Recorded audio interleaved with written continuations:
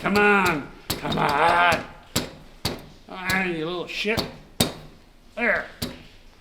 Okay.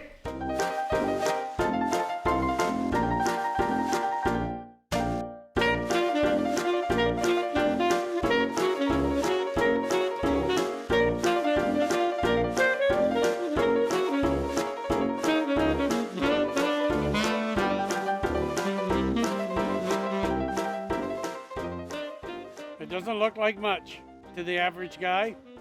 There's a place within this little town of Bowmanville that used to mean a hell of a lot for so many people.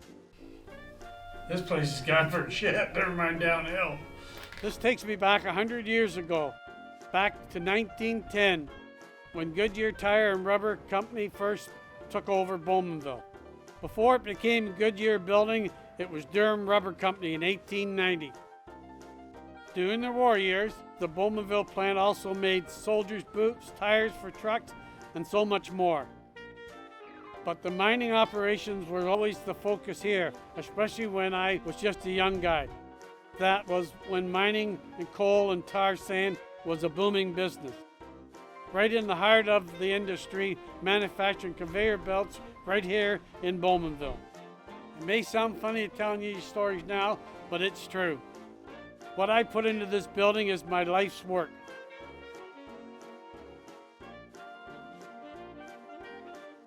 My name is Johnny Jenkins. I've worked at the Goodyear plant all my life. Honestly, if you really want to know, the Bowmanville plant has a deep-rooted history in this town. Not very many remember its humble beginning, but I do.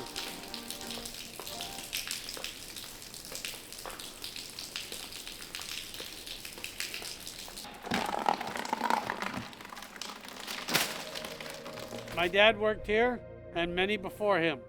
I've heard all the stories. I make a point of remembering what used to be. Oh no, another. It's crazy to think some of the brick in this building is 130 years old. So much history here.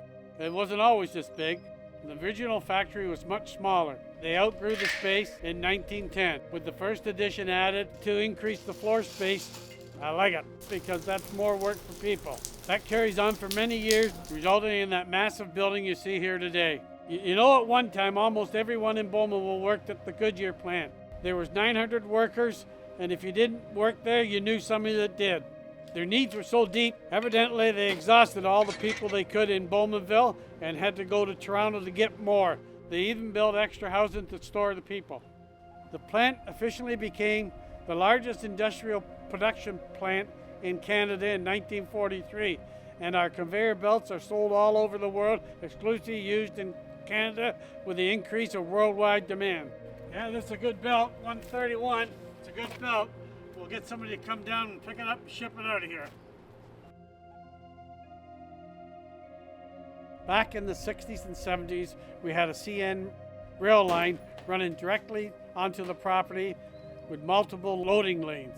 The rail line made a level crossing across the 401 and onto major highways here in Ontario, connecting Montreal and Toronto. The highway got so busy they had to make a bridge for the traffic to flow over. And at times now, if you look, you can almost see the reminiscence of where the rails were. That goes for most of what you see here today. Memories of days gone by. But I'm still here. It's what I know. This is my first job. My dad used to bring me here once in a while. When I was old enough, they hired me, and that was in 1956. Well, boys, you gotta do something about this. They're taking all the wire, and the roof is falling in here with all the wires going. They're taking it off. I don't know what we're gonna do here. I've done every job in this plant you can. When I first started, they had me on maintenance with my dad, but my dad eventually retired, and I moved to the production line. I worked every part of the production for 30 years.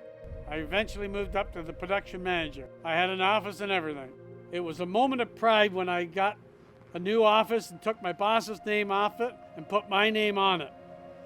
What was his name? Nader. I think that was his name. Yeah, I think so. And he had a funny first name too. What was it? Yuri. Yeah, that was it. Urinator. That's the guy's name.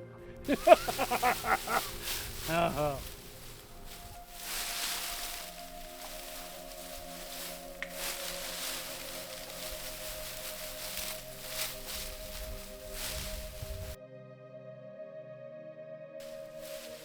My will was in here.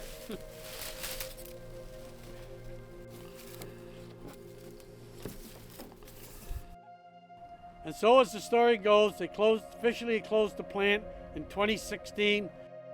An end of an era, but not for me. What am I supposed to do? Just quit like the rest of them? This is my home. This is my life. What I live for. I love this place.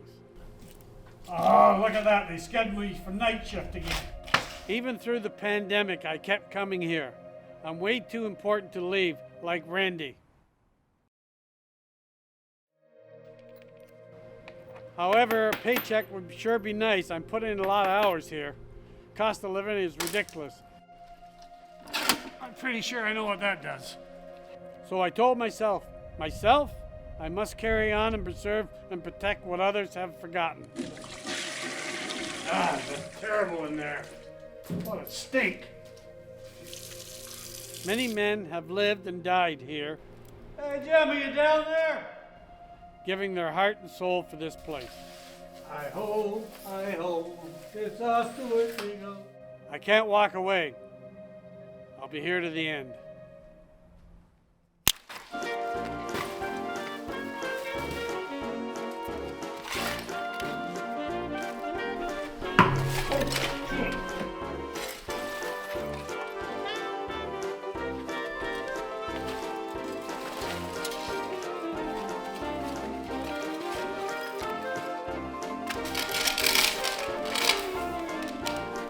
Kids and their rituals.